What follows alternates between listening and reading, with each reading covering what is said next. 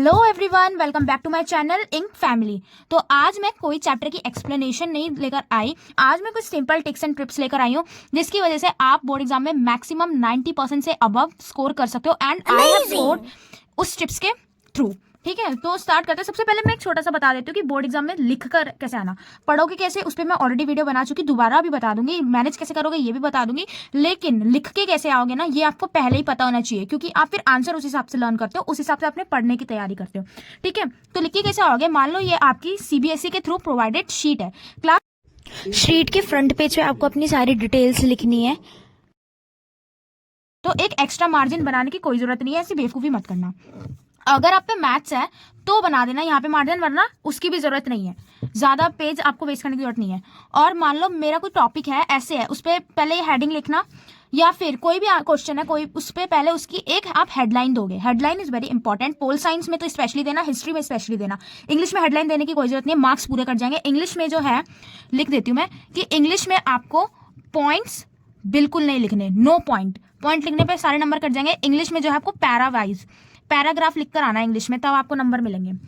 और pol science और history, इनमें पॉइंट्स ही लिखकर आना। इनमें पोल और हिस्ट्री में पैराग्राफ नहीं चलेंगे, नो पैरा, एन पे लिख रही हूँ, नो पैरा। ओके, इसमें पैराग्राफ नहीं चलेंगे, इसमें आपको पॉइंट्स ही लिखकर आना। और ऐसे लिखोगे, first point this that title, पहले लिखोगे टाइटल, जो भी आपका टाइटल है, उसके बाद उसको डिफाइन करोगे। फिर दूसरे में दूसरा पॉइंट, फिर जो है मेन, फिर उसको डिफाइन करोगे। आंसर खत्म होने के बाद एक आपको बहुत ज़्यादा नीट एंड क्लीन स्केल से लाइन खींचनी है।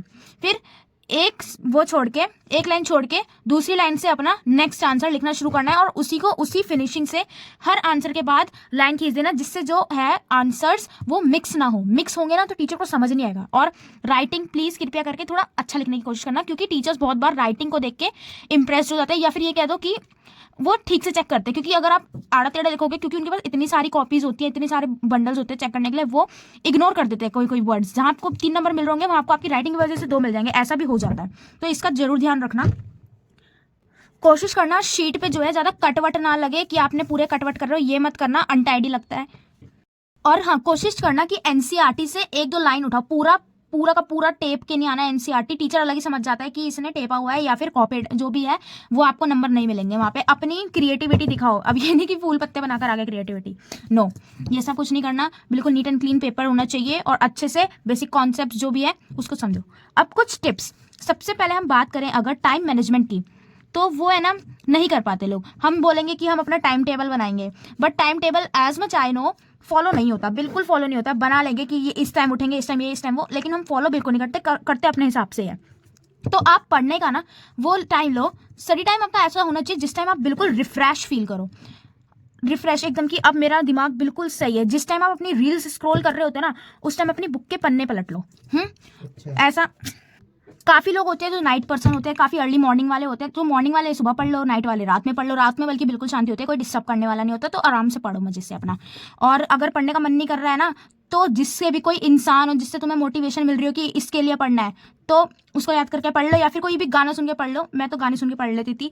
कौन से गाने, ये भी नहीं अलाना फलाना, मोटिवेशन वाले गाने, जैसे बंदेरा सुन लो तो थोड़ी मोटिवेशन आती है कि हाँ हमको भी कुछ करके दिखाना है। और जरूरी नहीं है कि आप 5 घंटे पढ़ रहे हो, 8 घंटे पढ़ रहे हो। अगर आप अभी से डेली 2 घंटे भी लगातार पढ़ोगे ना, तो पक्का अच्छे से स्कोर करोगे। और एक बार ध्यान लग गया ना अच्छे से पढ़ाई में, या फिर जो भी आप कॉन्सेप्ट कर रहे हो उसके अंदर इंटरेस्ट आ गया, तो कैसे 3-4 घंटे चले जाते हैं पता भी नहीं चलता है। ये तो था कि अपना टाइम और ध्यान कैसे लेकर आए। दूसरी बात कि पढ़ने के लिए क्या करें, तो पढ़ो आप ऐसे यूट्यूब पे देख लो, क्लास में आपके टीचर्स ने नोट दिए, ट्यूशन वाले सर ने नोट दिए, मैम ने नोट दिए, जिसने भी दिए उनसे पढ़ो। और सेल्फ नोट से जरूर बनाओ। जो जिसके दूसरों के नोट्स कॉपी करता है ना, वो नहीं जा पाता ज़्यादा आगे तक। तो अपने पे भरोसा रखो, येस आई कैन डू। तो अपने खुद के नोट्स बनाओ, खुद चैप्टर एक बार देख लो, मतलब कोई वीडियो देख ली, हमको कॉन्सेप्ट क्लियर हो गए। रट्टाफिकेशन मत करो, रट्टा मत लगाओ किसी चीज़ का, कॉन्सेप्ट को क्लियर करो। अगर कोई कॉन्सेप्ट है ना, या पार्टीशन का कॉन्सेप्ट है, तो मैं लाइन नहीं पढ़ूंगी कि ऐसा ऐसा ऐसा, मैंने अच्छे से इसको समझी चीज़ को कि बात क्या हो रही है। फिर जब लिखने बैठूंगी ना, अपने फ्लो में सोचते सोचते, तो अपने आप मेरे दिमाग में वर्ड्स निकलते चले जाएंगे, और मैं लिखते चली जाऊंगी। तो जैसे कोशिश करो कि मैं खुद के नोट्स बनाऊं, क्योंकि एक मेरी टीचर ने स्कूल की ये बात बोली थी कि जब हम रट्टा लगाते ना, जितनी चीजें हमारे माइंड याद नहीं कर पाता, तो जब हम लिखते हैं साथ में, तो हमारी उंगलियां, हमारी फिंगर्स वो चीज याद कर लेती है। जब हम सोचते हैं और फिंगर दोनों साथ में चलाते हैं, तो कोऑर्डिनेशन बैठता है, और फिर हम अच्छे से कर पाते हैं एंड इट रियली वर्क्स। तो जब आप खुद पढ़ के समझ के नोट्स बनाओगे ना तो आपको वो चीज़ें तुरंत दिमाग में फिट बैठ जाएगी, और जब पेपर करना बैठोगे तो आराम से flow, go with the flow. उसके बाद जो है PYQs, previous year question papers, last year के देख लो, ज़्यादा दूर मत जाना, सिर्फ लास्ट ईयर के और नहीं, क्योंकि लास्ट ईयर के भी देखोगे तो 3 सेट होते हैं, तीनों सेट कर लोगे ना तो सही है। और आपके जो है बोर्ड एग्जाम्स भी जो है उससे पहले प्री बोर्ड भी हुए होंगे, प्री बोर्ड भी भाई एक एक नहीं होते, दो दो हो जाते हैं प्री बोर्ड, और यूनिट टेस्ट भी हुए होंगे ना। तो अपने ही स्कूल का क्वेश्चन पेपर, प्री बोर्ड वाला भी, यूनिट टेस्ट वाला भी, और सैम्पल पेपर भी मिलता है स्कूल से, वो ये तीनों जो चीज़ है ना इसको इकट्ठा कर लो, फेंकना नहीं है, इकट्ठा करो। और जब पेपर आए, मतलब जब पढ़ने बैठो तो इनको भी सॉल्व करना, क्योंकि क्वेश्चन रिपीट हो जाते हैं और इसके तो आपको रिमार्क्स भी मिले होंगे, तो आपको पता है कि मुझे कौन सी गलती नहीं करनी दोबारा, इसलिए आप इसमें बहुत ही अच्छा स्कोर कर लोगे। और पेपर में मैंने एक सेपरेट वीडियो भी बनाई थी, यहाँ पे उसका लिंक आ रहा होगा, कि जो है क्वेश्चन पेपर की एक पूरी स्टडी करी थी कि कैसे करना है। तो उसमें ना साइड में मार्क्स लिखे होते हैं, पेपर में ऐसे लिखे होंगे जैसे 2 × 6 ऐसे करके 12, तो 12 नंबर का क्वेश्चन है, तो ये नहीं 12 नंबर का आप इतना बड़ा पैराग्राफ लिखो, 2 × 6 लिखा है, मतलब आपको 6 पॉइंट्स लिखने हैं 2-2 नंबर के। ये चीज़ ज़रूर ध्यान में रखना। और एक बार फोकस अपनी स्पीड पे भी करो, क्योंकि जब हम थ्योरी लिखने बैठते हैं या फिर कोई सम सॉल्व करने बैठते हैं तो एक्सट्रीम टाइम लग जाता है, और आप पे लिमिटेड 3 आवर्स का टाइम है, उसके बाद वो आपसे छीन लेंगे। और जो आपका इन्विजिलेटर होगा, पता नहीं वो कैसा है, आप उसको नहीं जानते, ना उसने आपको कभी देखा ना आपने उसको जाना, तो अच्छा भी हो सकता है, गंदा भी हो सकता है, हर टाइप के मिल सकते हैं। तो अपना टाइम मैनेज करके चलना। और एग्जाम में transparent pouch, transparent cardboard, water bottle भी ट्रांसपेरेंट होनी चाहिए, अदरवाइज अलाउड नहीं करेंगे। और अपना वो ले जाना मत भूलना, एडमिट कार्ड। सबका जो 24 आवर्स का जो टाइमलाइन होता है ना एक दिन का, उसके अंदर एक ऐसा टाइम हमारे पास होता है जिसके अंदर ना हमें मन करता है कुछ हम प्रोडक्टिव काम करें। अगर नहीं भी कर रहे हैं तो हम एक, क्या सबको बीमारी लग गई है, सोशल मीडिया, ठीक है, उसके लिए इसलिए मैंने अलग से स्पेस बनाई है, क्योंकि ये हम अगर 24 घंटे में से 8 घंटे 12-12 घंटे निकल जाते हैं इसके लिए। तो उसमें आप क्या करो, बहुत से लोग होते हैं जो अपना एक्टिवेट जो होता है अकाउंट उसको डीएक्टिवेट कर देंगे, लेकिन उसके बाद भी नहीं पढ़ पाएंगे, इंस्टा हटा दिया लेकिन यूट्यूब में शॉर्ट्स देख रहे हैं, ऐसा नहीं चलता। आप क्या करो, जो मैंने भी करा अपने एग्जाम के टाइम में, कि आप उन लोगों को फॉलो कर दो जो आपके सिलेबस से रिलेटेड चीज़ें बताते हैं, जो कुछ मोटिवेशन स्पीकर्स होते हैं, या फिर जो आपके सिलेबस से रिलेटेड चीज़ें बता रहे हैं, जो आपकी बुक में चैप्टर्स हैं वो उससे रिलेटेड आपको स्टोरी बता रहे हैं। ऐसे भी बहुत सारे होते हैं ना जो ज्ञान देते हैं, एजुकेशन मतलब एजुकेशन कंटेंट बनाते हैं, उन सबको आप फॉलो कर लो, जो कि आपके सिलेबस के अंदर भी। हिस्ट्री पढ़ रहे हो तो हिस्ट्री से रिलेटेड जो कुछ भी है, टाइमलाइन चल रही है जितनी भी, वो उससे रिलेटेड वीडियो बना रहे हैं। अगर पॉलिटिकल साइंस है तो उससे रिलेटेड जो कुछ भी है वो उस पर बना रहे हैं। बायोलॉजी, फिजिक्स, जो मर्जी आप है वो उससे रिलेटेड वीडियो बना रहे हैं। मुझसे ज़्यादा आपको पता होगा कि कौन से लोग किस टाइप का कंटेंट बनाते हैं। आप किसको देखते हो, आप जिसको देखते हो उसको फॉलो कर लो, सिंपल।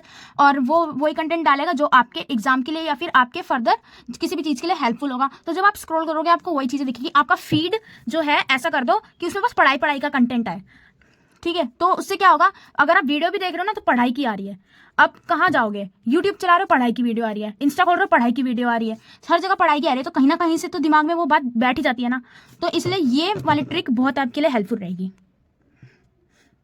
और बीच में कोई डिस्ट्रैक्टिव चीज़ आ जाए तो उस पर सीधा कर देना 3 डॉट्स लगा के नॉट इंटरेस्टेड। और ऐसी तो कोशिश ही करना कि ना डिजिटल चीज़ों से दूर रह के अपना कॉपी किताबों में, इसलिए कहती हूँ कि नोट्स बनाओ, उससे बैठ के पढ़ो, आपको बिल्कुल डिस्ट्रैक्शन नहीं होगी। पेन भी एक हम पकड़े रखते हैं ना तो हमारा ध्यान भी उस पर चला जाता है, हम उसको पेन को हिलाते रहेंगे यूं यूं यूं, तो उसको देखते रहेंगे, अच्छा ये कैसे बना होगा, क्या हुआ होगा, मतलब इतने अलाना फलाना चीज़ों में हमारा ध्यान जाता है ना पढ़ते टाइम। तो ये सब छोड़ दो, हटाई दो हमारे सामने से। हमारे सामने बस बुक है और हम है, और बस हम कर रहे हैं, पढ़ रहे हैं। और अगर आप 10th में तो पहली बार बोर्ड एग्जाम दे रहे हो, स्ट्रेस मत लेना, it's very not that much hard. तो ये थी मेरी तरफ से कुछ टिप्स एंड ट्रिक्स जो कि आपके एग्जाम में हेल्पफुल हो सकती है इफ़ यू इम्प्लीमेंटेड अच्छे से, ठीक है। चाहे तो इसका स्क्रीनशॉट ले लो, चाहे तो अपने दिमाग में स्क्रीनशॉट ले लो। और all the best for your exams. मिलते हैं आप सभी को नेक्स्ट वीडियो में। होप सो आपके लिए थोड़ी सी हेल्पफुल रही होगी। तब तक के लिए बाय बाय।